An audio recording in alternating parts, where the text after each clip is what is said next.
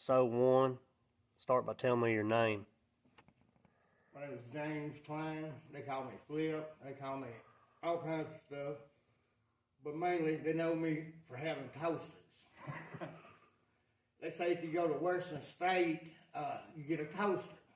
Well, I've got 5 or 6 toasters, and they send you home in you stay 3 days, they send you home in a yellow cab. But Tell us a little bit about your childhood, James. well, I was born and raised in Bowling Green, Kentucky. I come home with Mom and Dad, and we lived in the projects, grew up in the projects. We was on welfare, and we draw food stamps. Where's them projects at? Off of Gordon Avenue or Beach Mill Road. The place they call Battlefield. Yeah. They're here in Bowling Green. Yeah, I got a little rhyme. It's like a song, but it's about Bowling Green. Well, tell me. Well,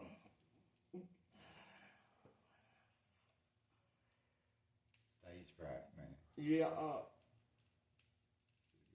My pictures come from there. There's a couple rappers come out of Bowling Green, ain't there? That's quite a few. yeah, there's Ricky, What's his name? Jake? Who named the road though? Seats. No. no, it's Velo. Vito Tisdale. Vito. Yeah, he grew up with, went to school with him over in Elsie Curry. What about you the... know Twain Ram on there? Yeah, one of them's a Roach, and the other one's he's from like Brownsville or somewhere. But yeah, they put on a good show. Represent. Yeah, they represent. But there's Dollar Green, Ricky Green. He's from Bowling Green. I tell you, some of us come up. He helped in the rehab I was in. Some of us come up. He donated money. He did what? He donated money in for the rehab where I was at. Yeah, I went to rehab to get off drugs. A lot of people. It started, early in my childhood. I started using drugs when I was 11, 12 years old, something to change the way I felt and the way, things was around me, kind of take me out of myself and, take me away from what was really going on. We had it rough growing up. Like I said, we was on the food stamps. We was on the AFDC. My mom, there was like 8 or 9 of us lived in a 5-bedroom house. Most of us slept with our mama, and most of us slept with our mom. But my dad was in and out. Y'all ever have any cockroach races? Oh yeah, you had to live with the cockroaches. You had to kill them before you cook something good to eat. Mostly beans and taters I was growing up on. But Mama kept her fed. You told me you spent a little time in a boys or state custody. Yeah, I got awarded to the state because I went straighten up and act right in school. I wanted to fight with the teachers and not go to school, smoke weed, just rebellious all the way. I didn't want to listen to any kind of authority. I hated authority because I hate somebody telling me what to fucking do and when to do it, But I was awarded to the state when I was 11. I come home when I was 16. I was in and out of psychiatric hospitals, put on medication and stuff, which that's where my drug addiction, started.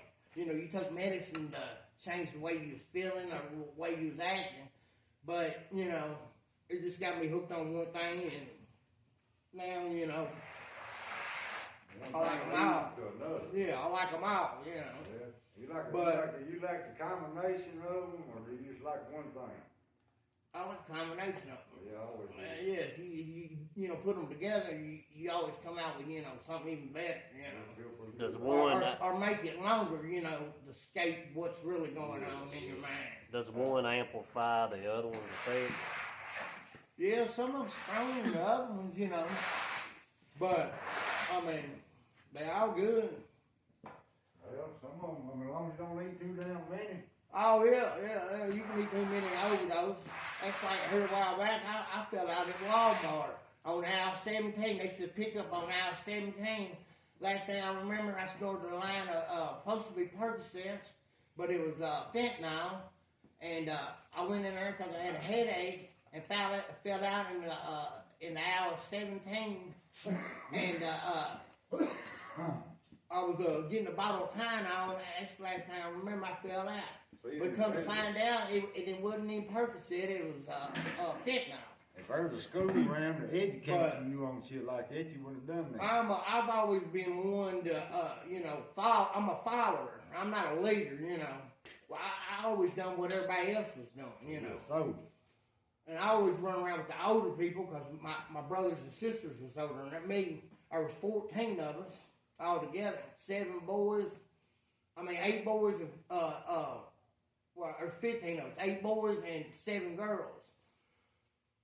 You was the youngest, right? Yeah, I was the baby out of 15. How'd that make you feel being the youngest with the age difference? Well, it made me feel kind of odd because I didn't have nobody to play with, no one to talk to or nothing, unless I wanted to run around with my older brothers and stuff. And they was into a little bit of everything. They smoking weed, drinking, hanging out all night. They thump you on the head when you need it. Oh yeah. They put me to sleep many nights. Used to, when I was 5 or 6 years old, I shared a room with my brother, and we'd smoke weed, and I get so fucked up, he had to put me in bed and make sure I went to sleep. How big of an age difference is it between you and your nearest sibling? Well, I got nieces and nephews that are older than I am, and then I got some around the same thing, but I was at least 20-some years. Did it affect you having an older dad? Yeah, because he wouldn't have to do a lot of things. He'd like to go fishing, but he wouldn't have to take you to the ball game or take you to the movie or just even talk. He didn't talk that much. He didn't show perfection a lot. He wouldn't even talk to you. Just the way he was. But he was older and he was only set in his ways. He was 51 when I was born. My mom was 44.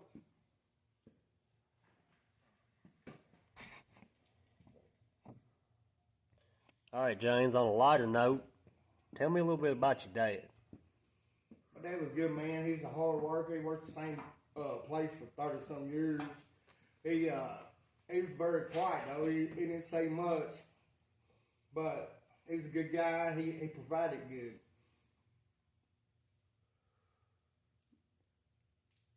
Did y'all used to go fishing? Yeah. That's where we spent a lot of time together, fishing. We fished down there at the river, and old Dad, he was a pretty good fisherman. He didn't like the idea of me. I put that chicken liver on, to go sling it out there, and down at the river, that damn current's so bad. When you go sling it out there, it'd take the damn bait, and I'd reel it in and get it hung up. He'd holler, "Well, I'm gonna tell your damn mama she's not sending you back fishing with me, because I'm not gonna let you fish. Every damn time you throw that damn chicken liver off. I couldn't keep that chicken liver." Y'all at on in Church Street down there? No, it was down there down by the projects down there at the river, boat landing. Burn River. And we fished right up under the thing. I get hung up every time I go down there. Get hung swift through it. Yeah. You got a story about that same river later on for the people. Yeah. I got a story about finding an old black guy down there. We found an old black guy.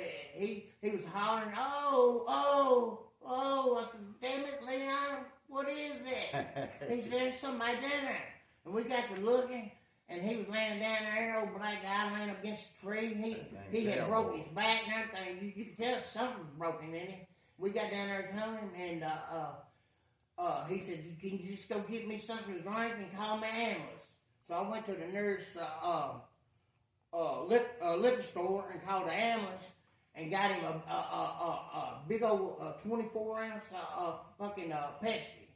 And we got down there, and the rescue squad was down there, and they was pulling him up over the side. And I walked over there and set that Pepsi down in his lap.